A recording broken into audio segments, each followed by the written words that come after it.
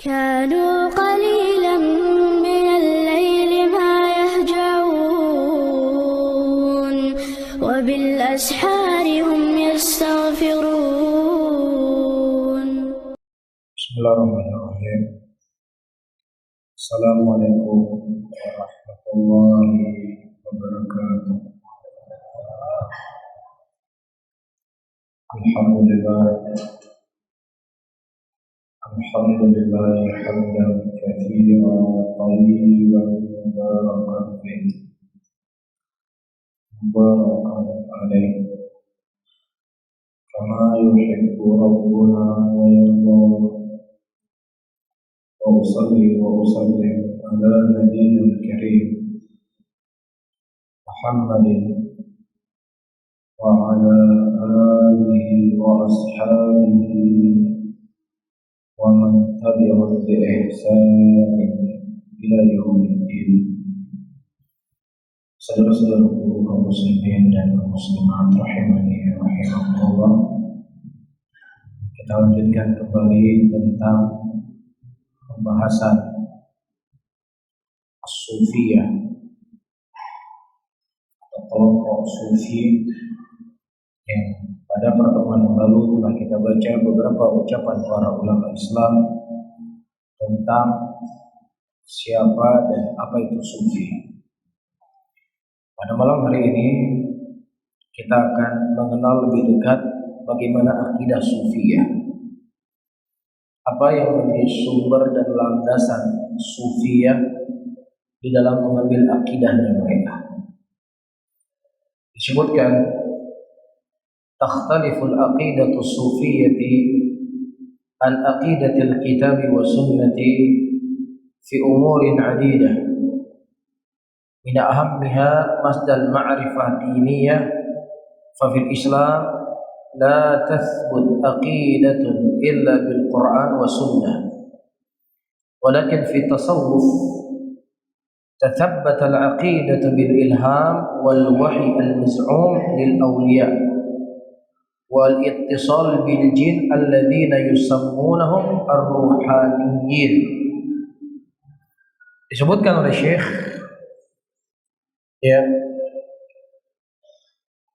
beraneka ragam bentuk akidah sufiyah yang jauh dari akidah Alkitab dan Sunnah, dari perkara-perkara yang sangat banyak dari agama ini, yang menjadi masdar dalam kita mengenal agama. Jelas dalam Islam tidak dikenal kecuali dengan Al-Quran dan Sunnah. Al-Quran dan Sunnah menjadi pegangan kita. Itu yang menjadi petunjuk, menjadi cahaya yang dengannya kita berjalan. Namun disebutkan di sini, lakin fi tasawuf, tapi dalam tasawuf tuthbitul aqidatu, ditetapkan akidah di kalangan sufiyah bil ilham wal wahyi, dengan ilham,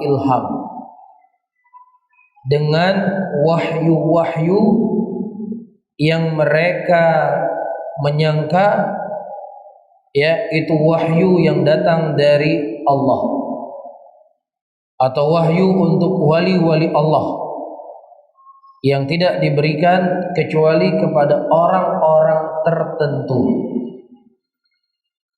Dan ini, saudara-saudaraku muslimin dan muslimat yang dirahmati oleh Allah, akan sangat difahami oleh orang-orang yang pernah mengikuti jalan ini atau pernah membaca buku-buku mereka tentang akidah dan keyakinan mereka.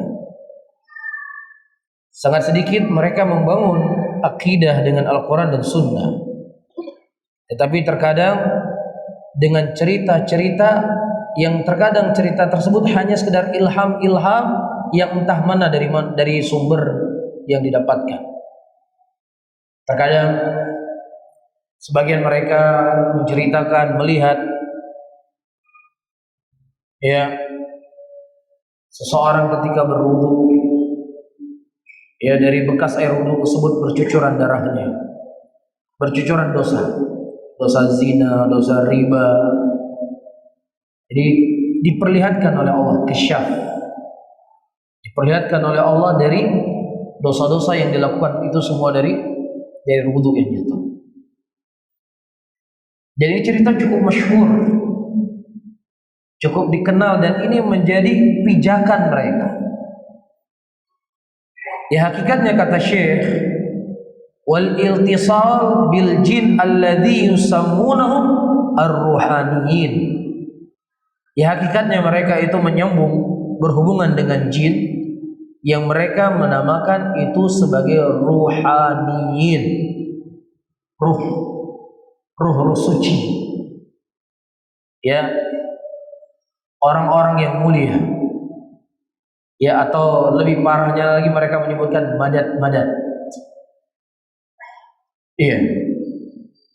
Wa bi'urujir ruh ila samawat bil fana fillah wa anhila mar'atul qalb hatta yadhhar al-ghaib kulluhu lil wali sufi. Jadi ruh-ruh suci ini menurut mereka itu naik sampai ke langit, yang kemudian menyatu dengan Allah Subhanahu wa taala, sehingga mereka nampak semua perkara-perkara gaib. Mereka bisa menebak apa yang akan terjadi. Ini akan begini, ini akan begini, ini akan begini. Dan saya dibisiki dengan ini, dan dengan ini. Iya. Hasbi za'mihim, sesuai dengan apa yang mereka sangka, bil kasyaf. Iya. Wa yurabbit al-qalb bi Rasul sallallahu alaihi wasallam hina yastamid al-ulum minhu. Dan terkadang mereka memiliki keyakinan hati mereka itu sudah dekat dengan Nabi sallallahu alaihi wasallam, sehingga ilmu-ilmu yang datang dari Rasulullah enggak perlu mereka dengan jalur haddatsana fulan. Jadi mereka langsung mendapat jalur pendek dari Nabi Muhammad sallallahu alaihi wasallam. Dalam sebuah kitab, ya, satu pergerakan yang cukup masyhur di dunia ini, dia menyebutkan apa yang menjadi sebab ya dia beramal dengan sebuah amalan A. Dia dicerita sendiri. Dia berangkat ke Ka'bah. Iya. Sampai di Ka'bah, ya, di kota Mekah, dia bermimpi bertemu dengan gurunya. Ya, karena dia sangat mencintai gurunya, ingin segera menyertai gurunya. Kemudian gurunya berkata, "Wahai muridku, kami tidak akan memanggil engkau di waktu yang sekarang ini. Rasulullah SAW menugaskan kepada engkau sebuah tugas yang sangat besar." Iya. Kemudian dia mendengar ayat, kuntum khairu ummatin ukhrijat linnas. Kalianlah sebaik-baik umat yang dikeluarkan kepada manusia, yang mengajak manusia kepada yang ma'ruf dan mencegah manusia dari kemungkaran. Iya. Nah, kemudian dia melakukan ibadah dengan metode dakwah khusus.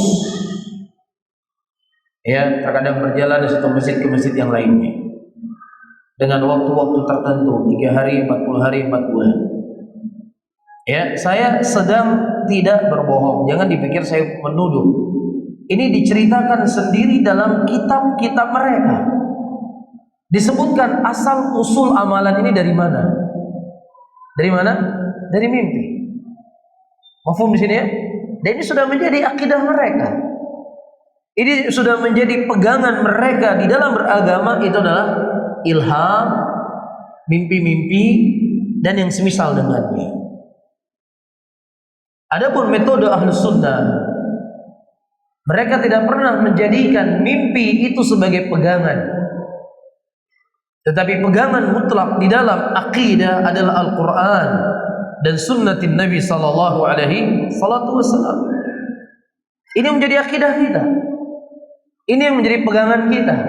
Dan ini pula yang menjadi perbedaan yang sangat jauh di antara akidah Ahlus Sunnati wal Jamaah dengan akidah Sufiyah, karena ini menjadi sumber mereka. Iya.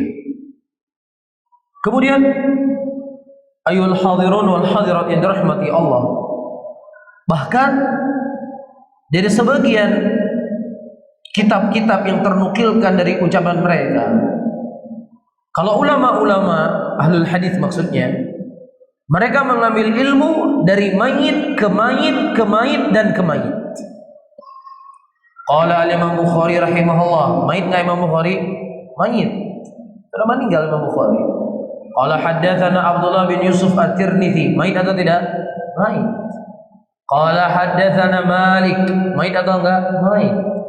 Qala haddatsana Nafi an Ibnu Umar an Nabi sallallahu alaihi wasallam. Ini kan semua sudah meninggal. Jadi mereka mengambil ilmu dari orang yang mati kepada orang yang mati. Jadi kita masih levelnya level rendahan. Ambil ilmu masih dari orang yang sudah mati. Adapun wali-wali mereka itu mengambil ilmu dari zat yang maha hidup dan tidak akan pernah mati selama-lamanya. Haddatsana qalbi, haddatsana rabbi. Hatiku telah menyampaikan kepadaku dan Allah telah mengkhabarkan kepadaku. Jadi mereka langsung mengambil ilmu dari Allah. Makanya tidak aneh, saya nggak mengatakan semua sufi ya. Sebagian sufi yang mereka punya keyakinan, punya akidah ya untuk bisa melihat Allah Subhanahu wa taala langsung. Karena mereka langsung bertemu dengan Allah. Ya, ini adalah jelas sebuah kekeliruan yang sangat fatal.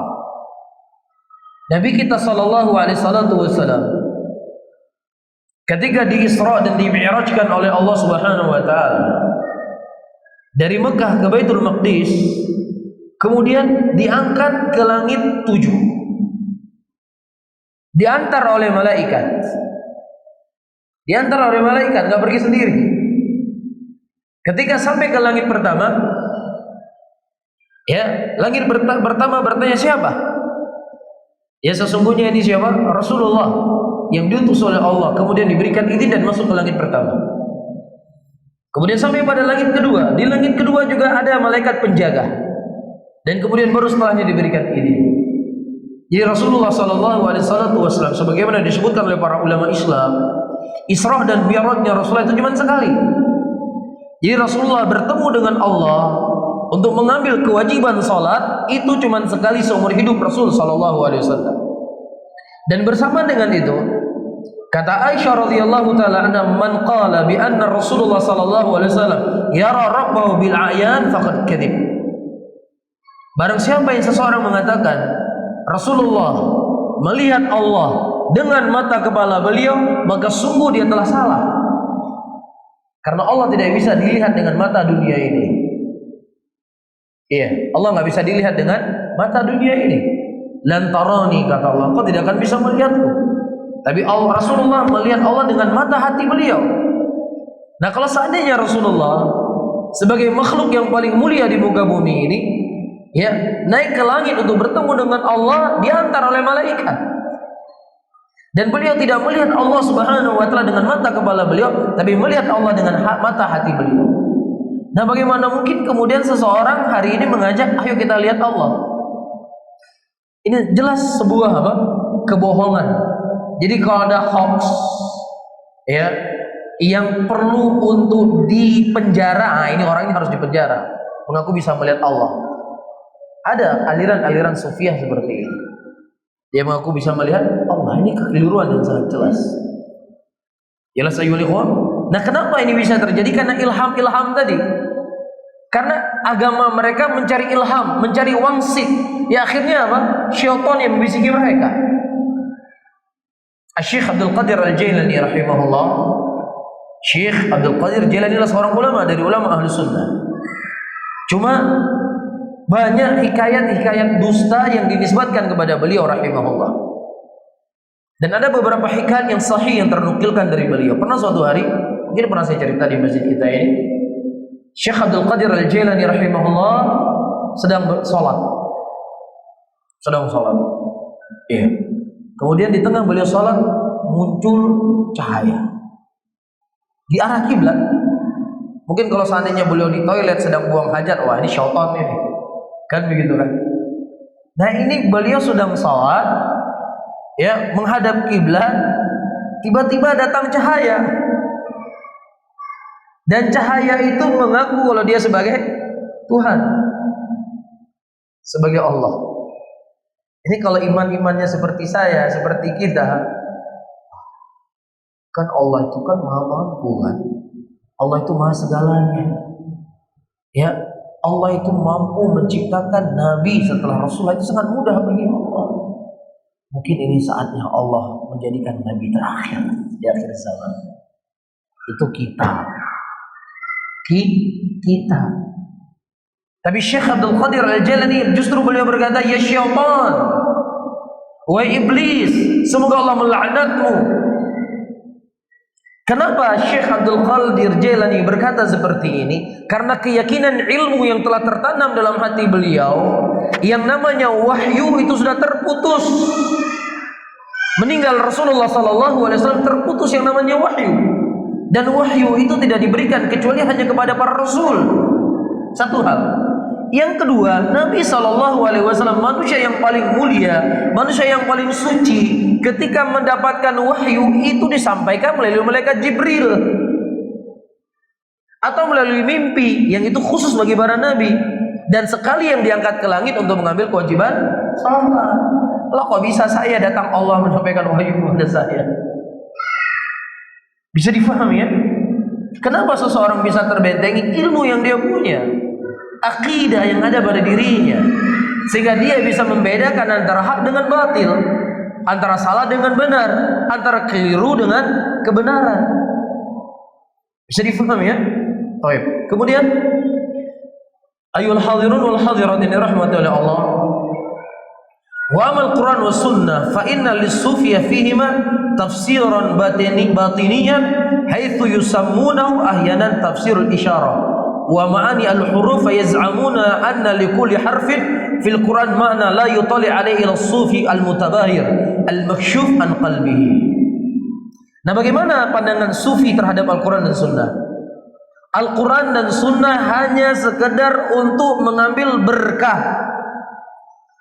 Ketika ada orang menikah, wa min ayatihi an khalaqalakum min anfusikum azwaja litaskunu ilaiha wa ja'ala bainakum mawaddata wa rahmah. Jadi Al-Quran itu hanya sebatas mengambil berkah, atau ditempel di dinding-dinding, atau menjadi ya penjaga di dalam laci. Ya, bahkan seperti yang sudah sering kita sampaikan, kita ingatkan terus-menerus, orang-orang yang datang ke kuburan, meminta kepada kubur itu juga dimulai dengan apa? Al-Fatihah. Ya, sebelum kita memulai meminta kepada wali yang mulia, kita mengambil berkah dengan ayat Al-Quran Al-Fatihah. Baca Al-Fatihah coba. Iya. Padahal dari kandungan Al-Fatihah, dari awal Al-Fatihah sampai akhir Al-Fatihah, itu semua membantah perbuatan mereka. Iya, Allah katakan iyyaka na'budu wa iyyaka nasta'in. Hanya kepada Engkau lah ya Allah kami menyembah, dan hanya kepada Engkau lah ya Allah kami mohon pertolongan. Setelah waladhdallin amin. Wahai wali, kami adalah makhluk-makhluk Allah yang lemah. Banyak dosa dan kesalahan yang kami lakukan. Kami orang yang kotor, kami orang yang tidak bersih. Adapun Engkau wahai wali adalah makhluk Allah yang suci dan yang bersih dan dekat dengan Allah, sampai menangis, berlinang air mata. Tapi nggak pernah berlinang air mata ketika sujud kepada Allah. Nggak pernah berlinang air mata di tengah malam karena takut dari dosa dan maksiat. Tapi ketika berhadapan di wali, di kuburannya wali, menangis. Nah, syaitan itu kan semakin membisik-bisiki. Iya, ketenangan yang didapatkan, kesejukan hati yang didapatkan, ya luar biasa. Saya sudah melihat Ka'bah itu berkali-kali. Saya melihat Ka'bah berkali-kali, saya melihat Ka'bah, tapi nggak ada sedikit pun ketenangan hati saya seperti ketenangan saya hari ini. Masya Allah. Ini permainan syaitan kan? Ini permainan iblis. Bagaimana mungkin Anda tidak bisa khusyuk ketika melihat Ka'bah, Baitullah, tempat yang paling mulia di muka bumi ini, kok bisa menangis melihat kuburan? Jadi bukan Ka'bahnya yang salah, Mas. Hati Anda terlalu terpaut, sugestinya terlalu tinggi kepada kubur. Makanya Anda bisa menangis. Orang melihat penyanyi barat kafir, penyembah syaitan, penyembah iblis, siap ngantri, beli tiket jutaan rupiah, siap ngantri. Tidur di situ, makan di situ. Ketika syaitan betina ini, syaitan betina yang berbau berwajah manusia ini, keluar dari panggungnya, menjerit, menangis. Ada orang seperti itu. Terus ketika dia nggak baca Quran, nggak menangis, berarti salah ketika dia baca Quran. Melihat iblis wanita ini berjoget-joget di panggung, ya, jadi menangis, jadi benar. Ini adalah sugesti hati. Kemana ketergantungan hati Anda? Ya, jadi itu tidak bisa dijadikan sebagai patokan kebenaran. Dan inilah yang dijadikan sandaran oleh orang-orang sufi, ya. Bagaimana hati ini, disitulah mereka menjadikan situ sebagai pegangan kebenaran. Jelas ya? Taib. Kemudian kata beliau, taib.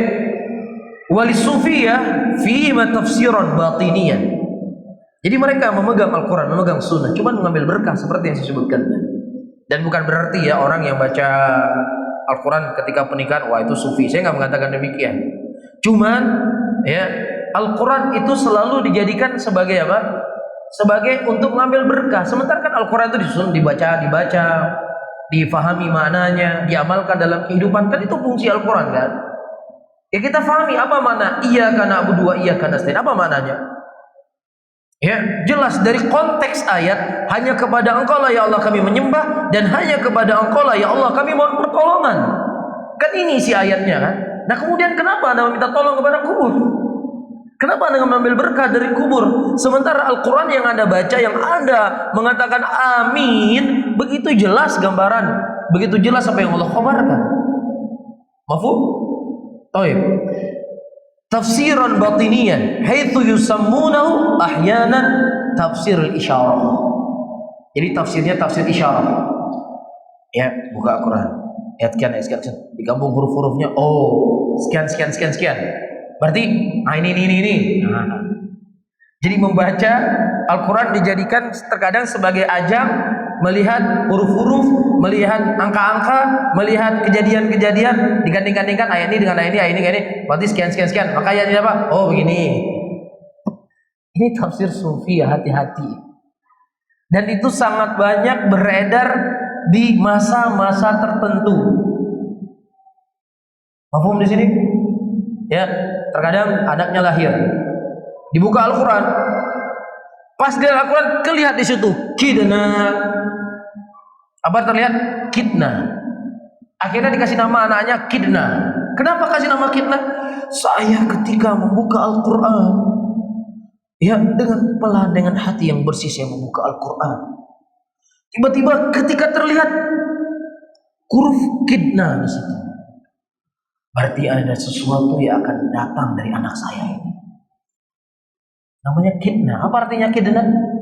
Kidna itu kami membuat makar artinya. Jadi hanya sebatas itu Al-Quran dijadikan sebagai pegangan. Tafsir batin, huruf ayat ini tambah ayat ini, makanya ini, maka ini dan ini, maka ini dia. Mafhum? Saya nggak bisa mencontohkan. Yang jelas terkadang beredar banyak hal ini di tengah masyarakat. Ya, saya bukan nggak berani, maksudnya ada hal-hal yang terngiang di kepala saya, cuman saya nggak memastikan apa lafadznya. Yang jelas terjadi.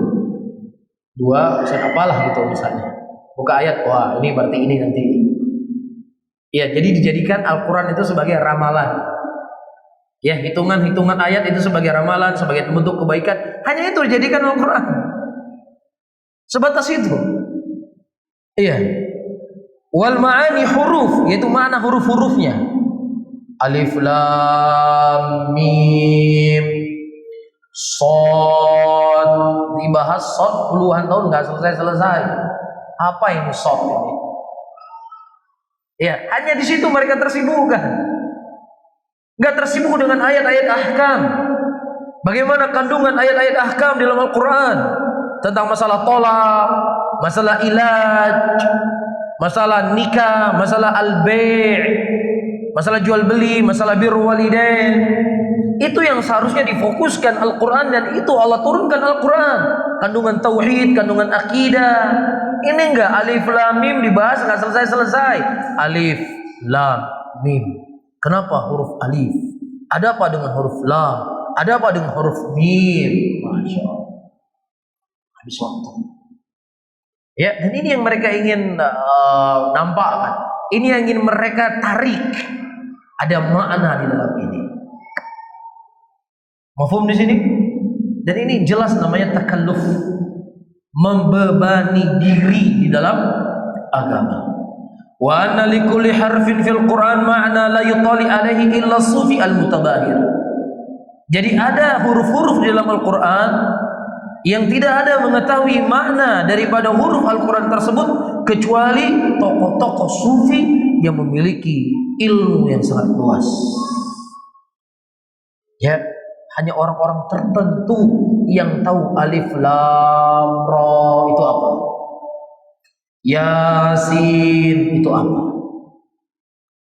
Ya, nah kalau kita membaca kitab tafsir Ibnu Katsir, tafsir Qurtubi, nggak pernah kita dapatkan penafsiran itu, ya wajar karena mereka memang nggak punya sampai ilmu seperti ulama-ulama kami. Jadi ulama-ulama kami itu mendapatkan rahasia, mendapatkan ilham, mendapatkan petunjuk dari Allah ataukah dari Rasulullah Sallallahu Alaihi Wasallam, dan tersimpan rahasia ilmu itu dari mereka. Nah orang awam kira-kira masya Allah luar biasa, bernafas tuh. Ya. Kemudian al-maksyuf an qalbihi, yang itu muncul tersembunyi dalam hati mereka dan akan dibisikkan kepada orang-orang tertentu, orang-orang yang bersih hatinya, yang suci jiwanya. Adapun orang-orang seperti kita yang kotor lah nggak mungkin terbisik. Jadi ada orang-orang khusus yang dipilih untuk menyampaikan rahasia besar ini. Bisa difahami ya?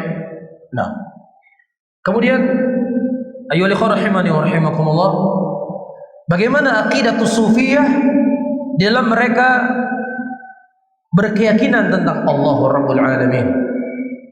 Iya. Saya baca sedikit lagi. Ya'taqidu mutasawwifah fillah aqaid syatta minha al-hulul alladhi ya'ni an yakuna sufi ilahan wa rabban ya'lamu al-ghaib kullahu kama ya'lamu Allah subhanahu wa ta'ala haitsu anna al-hadaf as-sufi wal wusul ila maqamin nubuwah awalan thumma taraqi hatta yasil al-fard minhum fi za'mim ila maqamil uluhiyah war rububiyah. As-sufi yang berkeyakinan tentang Allah dengan keyakinan yang beraneka ragam. Di antaranya keyakinan al-hulul. Apa itu hulul? Hulul yaitu keyakinan bahwasanya Allah Subhanahu wa taala itu menyatu kepada makhluk-makhluk tertentu. Makanya mereka mengenal hakikat, syariat, hakikat dan ma'rifah. Jadi ketika mereka sudah sampai kepada tingkat ma'rifah, berarti telah terjadi hulul. Apa itu hulul? Telah menyatu Allah Subhanahu wa taala dengan makhluk-makhluk pilihannya. Iya. Alladzi yani ayakuna sufi ilahan wa rabban. Yang akhirnya karena dia sudah menyatu dengan Allah, dia mengaku mengerti dan tahu perkara gaib. Iya. Jadi apa yang akan terjadi ke depan dia tahu. Ya, dia akan meramal ini begini, begini dan begini. Yang itu semuanya tidak ada diketahui kecuali Allah. Banyak loh bapak dan ibu-ibu, orang-orang mengaku mengetahui perkara gaib hari ini. Sangat banyak. Dan ini jelas perkara yang terlarang dalam agama. Allah mengatakan la ya'lamu al-ghaiba illallah. Tidak ada yang mengerti dan tahu perkara gaib itu hanya Allah. Rasulullah SAW tidak mengerti dan tahu perkara gaib kecuali apa yang diwahyukan kepada beliau melalui Allah Subhanahu wa taala. Dan tidak semua perkara gaib itu diketahui oleh Rasulullah, dan tidak diketahui oleh para nabi dan para rasul. Iya, hanya beberapa perkara yang dikhabarkan oleh Allah. Nabi SAW ketika disihir oleh seorang wanita pelacur, bukan seorang wanita pelacur, Rasulullah disihir oleh seorang wanita Yahudi. Disihir Rasulullah. Dan Yahudi ini, wanita Yahudi ini menyimpan buhul untuk menyihir Nabi SAW di sebuah sumur. Dan Nabi SAW nggak tahu di mana buhul itu diletakkan, sampai turun malaikat Jibril mengkhabarkan kepada Rasul. Dan hadis ini diriwayatkan oleh Imam Bukhari dalam sahihnya. Ya, Rasulullah nggak tahu di mana disimpan buhul tersebut. Dan begitu juga Rasulullah nggak perlu repot-repot untuk mendakwahkan pamannya Abu Thalib. Kalau seandainya Rasulullah mengerti perkara gaib, karena Abu Thalib juga akan mati dalam keadaan apa? Bukan Islam, tapi tetap beliau berdakwah. Karena beliau nggak tahu apa akhir penutup dari Abu Thalib ini. Bisa difahami? Dan banyak sekali dalil-dalil dalam Al-Quran dan hadis-hadis yang datang dari Nabi. Bahkan Rasulullah mengatakan, man ata arrafan fasaddaqu bima yaqul faqad kafara bima unzila ala Muhammadin sallallahu alaihi wasallam. Barang siapa yang seseorang mendatangi tukang ramal dan dia membenarkan apa yang diucapkan oleh tukang ramal tersebut, maka sungguh dia telah kufur apa yang diturunkan kepada Nabi Muhammad sallallahu alaihi wasallam. Orang yang mendatangi tukang ramal, bertanya kepada tukang ramal dan membenarkan, ini hukumannya. Nah, bagaimana lagi tukang ramalnya? Jelas ya? Ini akan begini, ini akan begini, ini akan begini, ini akan begitu, dia meramal-ramal. Tidak ada yang mengerti perkara ini gaib kecuali hanya Allah. Kiamat akan terjadi tahun sekian. Rasulullah ketika ditanya oleh malaikat Jibril, mata sa'ah, Rasul itu nggak boleh menyembunyikan ilmu, harus menyampaikan ilmu. Ya ayyuhar rasul balligh ma unzila ilaikum min rabbikum wa illam taf'al fama ballaghta risalata. Hai Nabi, sampaikan oleh engkau apa yang dikhabarkan, apa yang diturunkan oleh Allah kepadamu. Kalau engkau tidak menyampaikan apa yang diturunkan oleh Allah kepadamu, engkau tidak menyampaikan risalahmu. Ketika Rasulullah ditanya oleh malaikat Jibril, mata sa'ah, apa kata Rasul? Kalau Rasul tahu nggak boleh beliau menyembunyikan ilmu. Rasulullah berkata, mal maslu anha bi alami manisail. Tidaklah yang bertanya itu lebih mengetahui dibandingkan orang yang bertanya. Jelas nggak ucapan Nabi? Jelas. Jadi hati-hati saudara-saudaraku muslimin dan muslimat, ya perdukunan, ya ramal-ramalan, ini semuanya adalah bukan bagian dari Islam. Dan ini bukan dikhawatirkan, Rasul mengkhabarkan sendiri. Ya, orang yang membenarkan apa yang diucapkan oleh tukang ramal itu bisa mengeluarkan dia dari Islam. Wallahu ta'ala a'lam bissawab. Mungkin ini yang bisa saya sampaikan. Ada beberapa menit mungkin kita berdiskusi apa yang ingin ditanyakan, tentunya sebatas kemampuan yang saya ketahui dan saya tidak dibebani apa yang saya tidak ketahui. Wallahu ta'ala a'lam bissawab. Baik.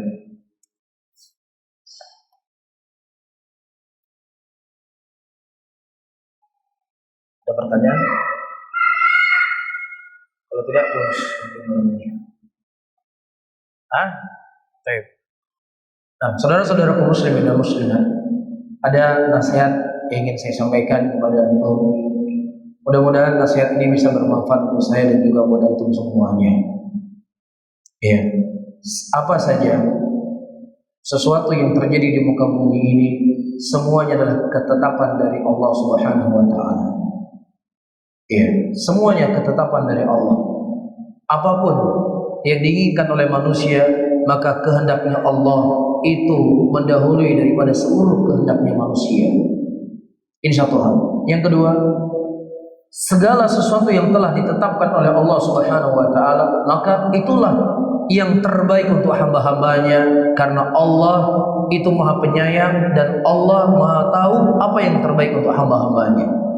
Yang terkadang menurut kita itu baik padahal itu jelek, atau terkadang menurut kita itu jelek tapi kadang itu yang terbaik buat kita. Apa kata Allah dalam Al-Quran? Asa tuhibbu syai'an wa huwa syarrun lakum. Sesuatu yang menurut kamu itu baik terkadang itu jelek buat kamu, atau sesuatu yang itu jelek buat kamu, sesuatu yang menurut kamu itu jelek padahal itu baik buat kamu. Wallahu ya'lamu wa antum la ta'lamun. Allah Subhanahu wa taala itu mengetahui, adapun kalian tidak mengetahui, kata Allah. Ini satu hal. Hal yang kedua, Saudara-saudaraku muslimin dan muslimat yang dirahmati oleh Allah, agama yang Allah Subhanahu wa taala turunkan kepada Rasul 1000 atau puluhan ribu tahun yang lalu, ribuan tahun yang lalu, sampai hari ini, ya, itu begitu banyak orang-orang yang mereka ingin meredupkan cahaya Allah di muka bumi ini. Yuriduna yudfi'u nurallahi biafwahihim.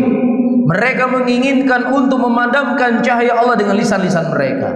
Tetapi Allah yang akan menyempurnakan agamanya. Inna nahnu nazzalna dzikra wa inna lahu lahafizun. Sesungguhnya kami yang menurunkan agama ini dan kami pula yang menjaganya, kata Allah Subhanahu wa taala. Jaminan yang telah datang dari langit ketujuh bahwasanya agama yang mulia ini tetap akan terjaga di muka bumi ini. Apakah ada kita ataukah tanpa adanya kita, agama ini akan diabadikan oleh Allah, akan diangkat kedudukannya dan tidak akan pernah jatuh selama-lamanya.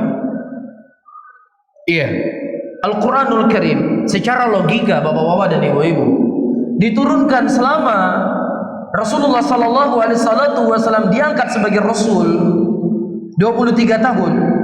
Itu Al-Quran tercerai-cerai, terberai-berai. Ada yang tulis di pelepah kurma, ada yang tulis di kain, ada yang tulis di batu. Secara logika ini pasti akan ada yang tertinggal, pasti ada secara logika kita. Tetapi karena itu merupakan bagian yang sangat agung dari agama Allah, Allah menjamin penjagaannya, kesuciannya dan kemurniannya. Satu huruf pun tidak akan pernah terluput dari ayat Al-Quran. Ini antum harus pahami. Jangan antum berpikir gara-gara sayalah Islam ini kuat, gara-gara sayalah Islam begini dan begini. Kalau tidak saya, ada saya, Islam akan begini dan begini. Ini sangat keliru. Umar bin Khattab radhiyallahu taala anhu berhasil menguasai sepertiga dunia di bawah kaki beliau. Sepertiga dunia di bawah kaki beliau. Iya, tidak ada satupun pemimpin Islam hari ini yang punya kekuasaan yang lebih luas daripada kekuasaan yang dimiliki oleh Umar bin Khattab. Tetapi apa kata Umar bin Khattab ketika beliau diperhadapkan dengan Islam? Nahnu qaumun a'azzanallahu bil Islam. Kami adalah satu kaum yang Allah muliakan kami dengan Islam. Jadi mulianya Islam itu bukan karena Umar, bukan karena Ali, bukan karena Utsman, bukan karena siapa-siapa. Tapi Ali, Utsman, Umar dan yang lainnya mulia dikarenakan mereka memuliakan Islam. Ini hal yang harus antum pahami. Ya. Rasulullah SAW meninggal, manusia yang paling terbaik di muka bumi ini. Gak ada orang yang lebih baik dibandingkan Nabi Muhammad SAW. Prediksi-prediksi yang terjadi atau prediksi-prediksi yang diprediksikan meninggal Rasulullah SAW itu lebih mengerikan daripada sesuatu yang mereka khawatirkan. Mereka khawatir kalau Rasul meninggal akan begini, dan kekhawatiran itu lebih parah kejadiannya. Hari meninggal Rasul di Yaman, ada seorang laki-laki yang mengaku dirinya sebagai Nabi. Orang munafik yang tadinya menyembunyikan kenifakannya, dia menampakkan kekafirannya. Iya, orang-orang yang memiliki hati yang lemah, murtad dari agama. Kekacauan yang terjadi. Meninggal pemimpin yang terbaik di muka bumi ini. Apakah Islam hilang? Apakah Islam lenyap di muka bumi? Meninggal Rasulullah SAW. Islam ini milik Allah. Agama yang diturunkan oleh Allah dan akan dijaga oleh Allah Rabbul Alamin. Ini keyakinan yang harus kita tanamkan. Bukan karena kita Islam terjaga karena fulan, karena alan, karena fulan, karena alan. Enggak. Islam ini dijaga oleh Allah. Allah akan menjaganya. Iya, meninggal manusia yang terbaik. Apakah hilang Islam? Luntur Islam? Hancur Islam di muka bumi ini? Enggak. Islam tetap berjalan, Islam tetap tersebar. Bahkan meninggal setelahnya Khulafaur Rasyidin, Islam tetap berjalan sampai detik ini. Islam tidak akan pernah hilang. Ini antum harus pegang. Yang selanjutnya, kalau kita mengkhawatirkan sesuatu kehidupan dunia kita khawatirkan perekonomian kita yang kita khawatirkan. Saya ingatkan diri saya dan saudara-saudara saya muslimin dan muslimat dengan sebuah hadis Rasulullah SAW. Nabi SAW mengatakan, "Man asbaha minkum aminan fi sarbihi, wa mu'afa fi jasadi wa inda qutu yaumi fa ka'anna muhizat lahu dunya. Barang siapa yang seseorang dia mendapatkan keamanan untuk dirinya dan keluarganya. Iya. Alhamdulillah hari ini kita merasa aman. Iya, sehat badannya kata Rasulullah. Dan dia punya makanan yang makanan itu cukup dimakan sehari makan. Bapak-bapak dan ibu-ibu punya makanan dalam kulkas, punya uang tabungan, punya uang di tangan, yang makanannya itu cukup dimakan untuk besok hari. Apa kata Rasulullah? Kata Rasulullah, seakan-akan dunia itu berada di bawah kaki kalian. Dunia itu sudah menjadi di bawah kaki kita, yang kita punya makanan yang cukup dimakan satu hari makan. Bisa difahami? Jadi adapun hidup kita itu nggak sampai, belum tentu kita hidup besok. Apa yang ingin disyaratkan oleh Nabi Rasulullah SAW? Ingin meminta kepada kita semuanya untuk kita bersyukur dari nikmat aman ini. Jagalah nikmat keamanan, berdoalah dan memohonlah kepada Allah Subhanahu wa taala, karena yang paling kita khawatirkanlah diri kita sendiri. Diri kita yang kita khawatirkan. Agama Allah tidak perlu untuk kita khawatirkan. Yang paling kita khawatirkan adalah kita, apakah kita dimuliakan oleh Allah ataukah tidak dengan Islam ini ataukah tidak. Itu perlu kita khawatirkan. Bisa difahami saudara-saudaraku muslimin dan muslimat, dan mohon maaf jangan difahami ucapan saya kemana-mana. Ya, saya hanya menyampaikan nasihat untuk saya sendiri dan nasihat untuk antum semuanya, bahwasanya segala sesuatu itu adalah ketetapan apa yang telah Allah Subhanahu wa taala tentukan, dan kita tidak akan bisa menolak apa yang telah Allah tentukan.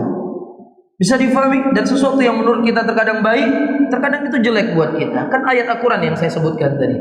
Atau sesuatu yang menurut kita jelek, dan begini-begini, terkadang itu baik buat kita. Yang paling penting, bagaimana kita menjaga diri kita agar kita bisa mati di atas Islam, mati di atas sunnah Rasulullah SAW. Dan siapa saja yang mereka ingin menghancurkan Islam, yang ingin meredupkan cahaya Allah di muka bumi ini, telah lewat orang-orang terdahulu. Di mana mereka semuanya? Di mana orang-orang yang mereka ingin menghancurkan Islam, ingin meredupkan cahaya Allah di muka bumi ini? Di mana mereka semuanya? Mati dalam keadaan tragis, mati dalam keadaan dihina oleh Allah di dunia, dan di akhirat tentu akan lebih dimuliakan oleh Allah. Sehingga ini mudah-mudahan menjadi penyejuk hati kita, ya, sambil menunggu malaikatul maut mencabut nyawa kita, dan itulah akan kita pertanggungjawaban apa yang telah kita lakukan hari ini di hadapan Allah Rabbul Alamin. Dan Allah alam bisawab, mungkin ini yang bisa saya sampaikan, dan tadi saya sudah sampaikan ke Ustadz Muslim, ya. Kita kebetulan ini rencana kita manusia, ya. Kita nggak tahu kalau memang Allah berkehendak dengan kehendak yang lain. Ya, hari Senin kita insya Allah kedatangan ya Syekh dari Riyadh, Saudi Arabia, ya Syekh Profesor Dr. ya Adil As-Subai'i, hafizahullah. Beliau ini adalah guru besar di Universitas Ibnu Saud, Fakultas Usuluddin, dan pernah menjadi dekan Fakultas Usuluddin di Riyadh. Dan Ibnu Saud adalah universitas yang terbesar di Arab Saudi. Ya, bahkan dia lebih besar dari Jamiah Islamiyah Madinah di Madinah. Jamiah Islamiyah itu hanya punya sekolah di mana? Di Madinah saja. Adapun Ibnu Saud ini punya banyak cabang. Ya, kalau di Indonesia disebutnya Lipia. Ya, di Banda Aceh itu ada Lipia, itu adalah cabang dari Ibnu Saud. Jadi Syekh insyaallah akan tiba di Aceh di hari Senin, dan mungkin malam Selasanya beliau akan mengisi di Masjid Oman, dan tadi saya sudah minta izin sama Ustaz Muslim, di malam Rabu beliau insyaallah akan mengisi di sini. Ini rencana kita, ya. Allah alam, tiba-tiba nanti ada sesuatu hal, ya, qadarullah masyafa'ah, yang mungkin disampaikan kepada teman-teman yang lain agar bisa mengambil faidah dari guru-guru kita, dari ulama-ulama kita. Wallahu a'lam. Saya akhiri, Allahumma shalli ala Muhammadin wa ala alihi wa ashabihi wa man tabi'ahum bi ihsanin ila yaumiddin. Wassalamualaikum warahmatullahi wabarakatuh.